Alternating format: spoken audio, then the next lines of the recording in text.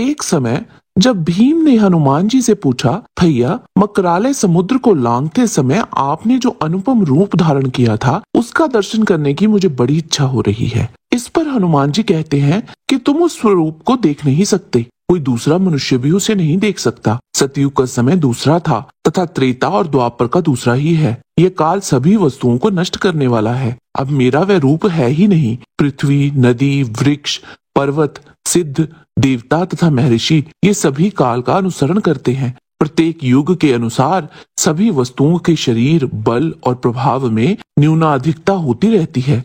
अतः कुरुश्रेष्ठ, तुम उस स्वरूप को देखने का आग्रह ना करो। मैं भी युग का अनुसरण करता हूँ, क्योंकि काल का उल्लंघन करना किसी के लिए भी अत्यंत कठिन है। भीमसेन ने कहा, कपिप्रवर, युग कैसे बदलते हैं? क्या संख्या है उनकी?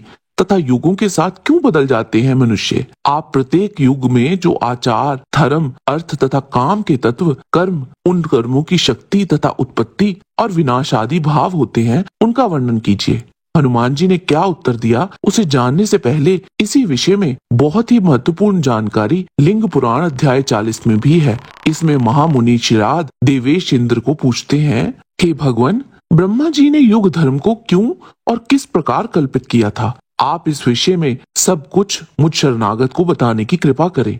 इंद्र बोले, हे मुने, आदि में सतयुग, फिर त्रेता युग, द्वापर तथा कलयुग, ये ही 4 युग होते हैं। सतयुग को सत्व गुण रूप, त्रेता युग को रजोगुण रूप, द्वापर युग को रज तम गुण रूप और कलयुग को तमोगुण रूप जानना चाहिए। इस प्रकार विभिन्न युगों में अलग अलग युग की वृत्ति होती है। सत्य युग में ध्यान, त्रेता युग में यज्ञ, द्वापर में भजन, कलयुग में विशुद्ध दान को ही श्रेष्ठ कहा गया है। सत्य युग में धर्म 4 पैर वाला, त्रेता में 3 पैर वाला, द्वापर में 2 पैर वाला तथा कलयुग में केवल 1 ही पैर वाला होता है। कृत युग के समय जातियों और आश्रमों की व्यवस्था नहीं थी, अर्थात समाज में जाति पाति का विभाजन नहीं था। ब्रह्मा जी ने त्रेता युग में यज्ञों का प्रवर्तन किया, फिर भी पशु यज्ञ नहीं होते थे, यज्ञ अहिंसक ही होते थे। द्वापर में परस्पर मनुष्यों की बुद्धि में भेद हुए। द्वापर में ही व्यास जी द्वारा 4 प्रकार के वेद का वर्गीकरण हुआ।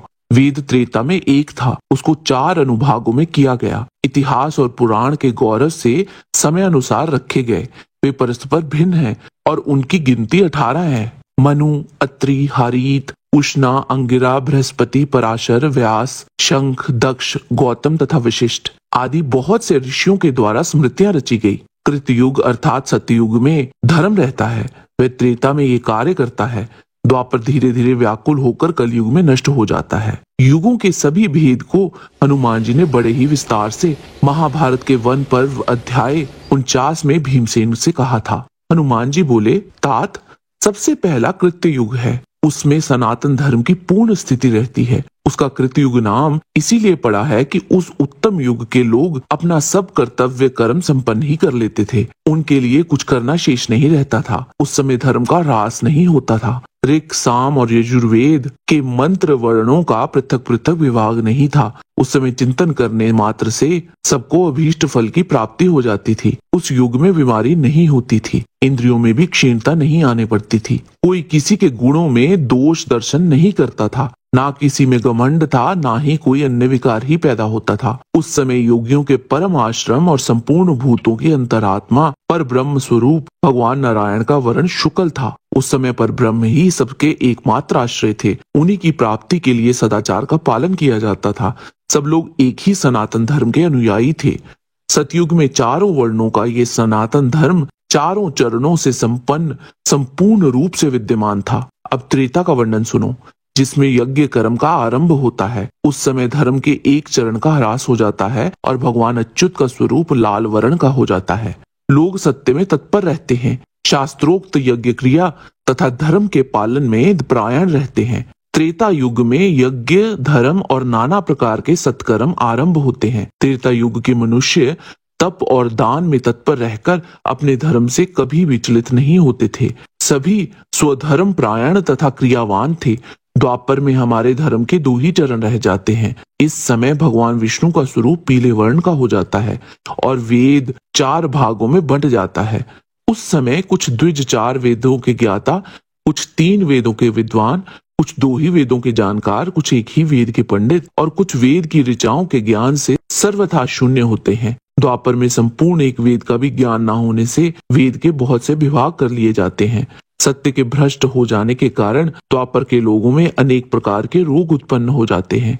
उनके मन में अनेक प्रकार की कामनाएं पैदा होती हैं और वे बहुत से दैवी उपद्रवों से भी पीड़ित हो जाते हैं। उन सबसे अत्यंत पीड़ित होकर लोग तप करने लगते हैं। कुछ लोग भोग और स्वर्ग की कामना से यज्ञों का अनुष्ठान करते हैं। इस प्रकार द्वापर युग के आने पर अधर्म के कारण प्रजा क्षीण होने लगती है। तत्पश्चात कलयुग का आगमन होता है। कलयुग में धर्म एक ही चरण से स्थित होता है। इस तमोगुण युग को पाकर भगवान विष्णु के श्री विग्रह का रंग काला हो जाता है। वैदिक सदाचार, धर्म तथा यज्ञ कर्म नष्ट होने लगते हैं। इति व्याधि, आलस्य, क्रोध आदि दोष, मानसिक रोग तथा भूख प्यास का भय, ये सभी उपद्रव बढ़ जाते हैं। युगों के परिवर्तन होने पर आने वाले युगों के अनुसार धर्म का भी ह्रास होता जाता है। ये कलयुग का वर्णन किया गया जो शीघ्र ही आने वाला है। भीम, तुमने युगों की संख्या के विषय में मुझसे जो प्रश्न किया था उसके उत्तर में मैंने ये सब बातें बताई हैं। तुम्हारा कल्याण हो।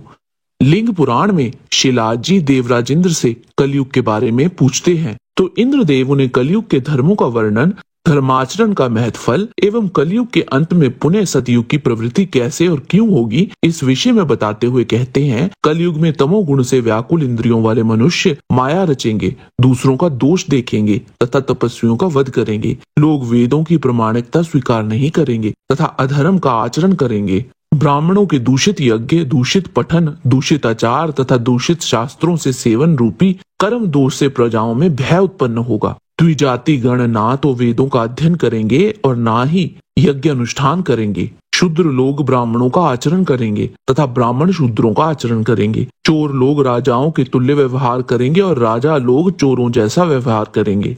उस युगांत में राजा लोग प्रजाजनों की रक्षा ना करके मात्र अपनी रक्षा में तत्पर रहेंगे। कलयुग में समस्त प्राणी अन्न तथा कन्याओं का विक्रय करने वाले एवं ब्राह्मण वेद बेचने वाले हो जाएंगे। उस अधम कलयुग में सभी वणिक जन भी कुत्सित आचरण वाले, दंभ करने वाले तथा पाखंडी अर्थात अवैधिक मार्गों पर चलने वाले होंगे और सभी निंदक एवं पतित हो जाएंगे।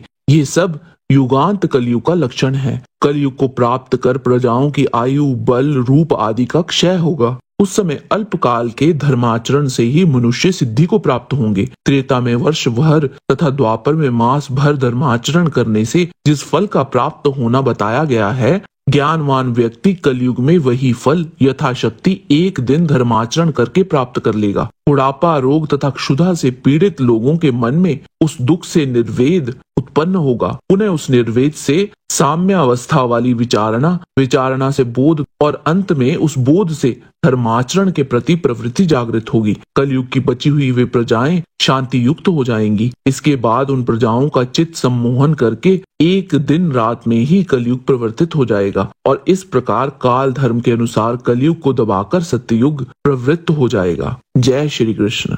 आज के वीडियो में बस इतना ही।